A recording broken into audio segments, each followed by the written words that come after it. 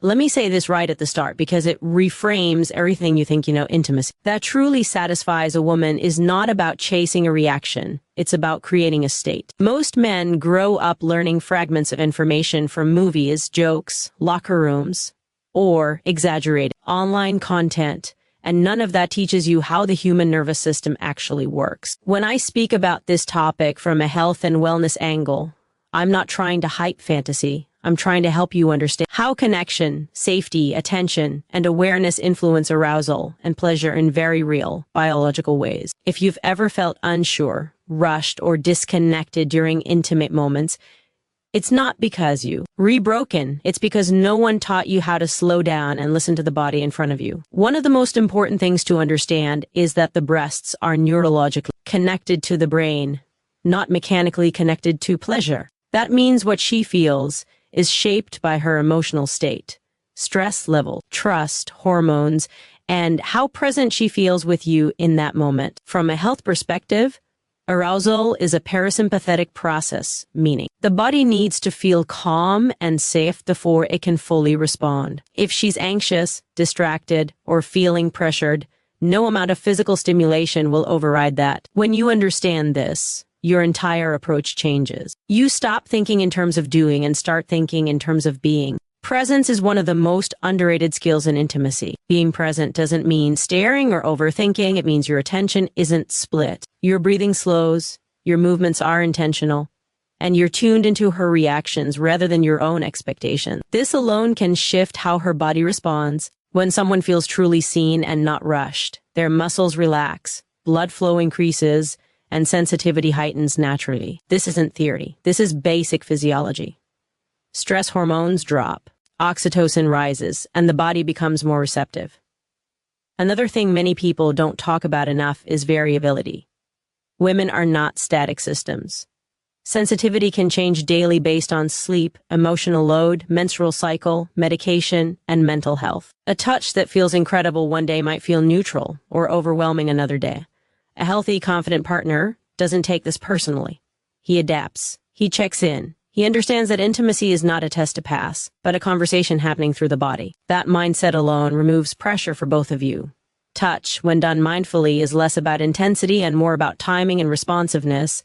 Light, unhurried contact often creates more sensation because it gives the nervous system time to process. When touch is rushed, the brain stays in evaluation mode. When touch is gradual, the brain shifts into sensation mode. This is why slowing down isn't just romantic advice, it's neurological advice. The brain needs space to register pleasure, and that space is created by patience. Communication plays a huge role here, and not just verbal communication. Yes, asking questions and listening to answers matters, but so does reading nonverbal cues. Breathing patterns, muscle tension, subtle movements, and facial expressions all provide feedback. When you respond to those cues instead of ignoring them, you build trust. Trust amplifies sensation. That's not poetic language, that's chemistry. Oxytocin, often called the bonding hormone, increases when someone feels emotionally connected and respected, and that hormone directly enhances physical pleasure.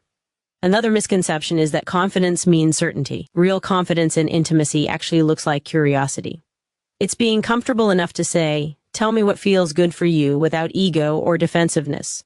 That openness removes performance pressure and replaces it with collaboration. From a wellness standpoint, this is powerful because performance anxiety is one of the biggest blockers of satisfying intimacy for both partners. When pressure drops, pleasure rises. It's also important to understand that breasts are sensitive not just to touch, but to intention. If touch feels goal-oriented, the body often senses that subconsciously. If touch feels exploratory and caring, the response is completely different.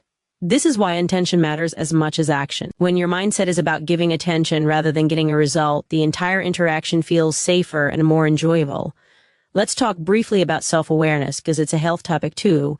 Your own stress, posture, breathing, and tension affect how you touch. If your body is rigid or rushed, that energy transfers. When you're relaxed, grounded, and breathing steadily, your touch naturally becomes more soothing and attuned. This is why overall lifestyle health matters here. Sleep, exercise, emotional regulation, and stress management all influence how you show up in intimate moments. Another key factor is patience with arousal patterns. Arousal doesn't always rise in a straight line. There can be waves, pauses, and shifts. When you allow those fluctuations without trying to control them, you create space for deeper experiences. Trying to force momentum often disrupts it. Letting things unfold at her pace builds trust and keeps the nervous system engaged rather than defensive. Respect is not separate from desire. It fuels it. Feeling respected allows the body to open rather than brace. Consent isn't just a checkbox at the beginning, it's an ongoing awareness. Checking in, adjusting, and being receptive communicates safety. Safety allows relaxation. Relaxation allows pleasure. This chain is simple, but many people skip steps and wonder why things feel flat. It's also worth understanding that intimacy contributes to overall health.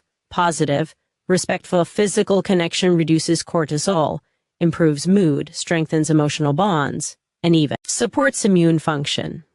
When intimacy is rushed, disconnected, or pressured, it can have the opposite effect, increasing stress and emotional distance. That's why learning to approach this topic with care isn't just about better moments.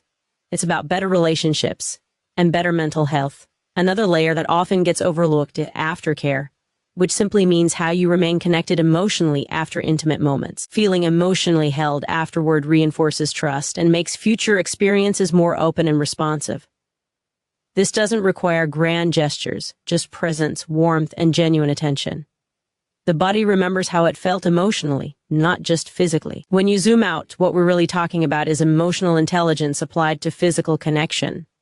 The ability to notice, adapt, and respond with empathy is what separates shallow experiences from meaningful ones. This skill carries into every area of life, from communication to leadership to self-confidence. Learning to slow down and listen doesn't make you less masculine or less confident, it makes you grounded. If you approach intimacy with curiosity instead of control, patience instead of pressure, and connection instead of performance, you naturally become a better partner. Not because you memorize techniques, but because you learned how to be present. Presence is felt immediately. It changes how touch is received, how trust is built, and how pleasure unfolds. This is why I always emphasize health first. Physical connection is not isolated from emotional well-being. They are intertwined systems.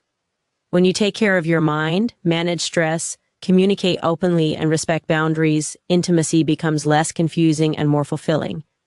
You stop chasing reactions and start creating environments where connection thrives. Understanding this also removes unrealistic expectations. There's no universal response, no guaranteed outcome, no shortcut. There's only attention, respect, and awareness. When you embrace that, intimacy stops feeling like a performance and starts feeling like a shared experience. At the end of the day, the most powerful thing you can bring into intimate moments is not technique, but attunement. Being tuned into her responses, your own state, and the emotional atmosphere between you creates conditions where pleasure can naturally deepen. This is not something you rush, it's something you grow into with patience and intention, allowing each moment to inform the next. Staying connected, staying aware, staying grounded in the experience as it unfolds in real time.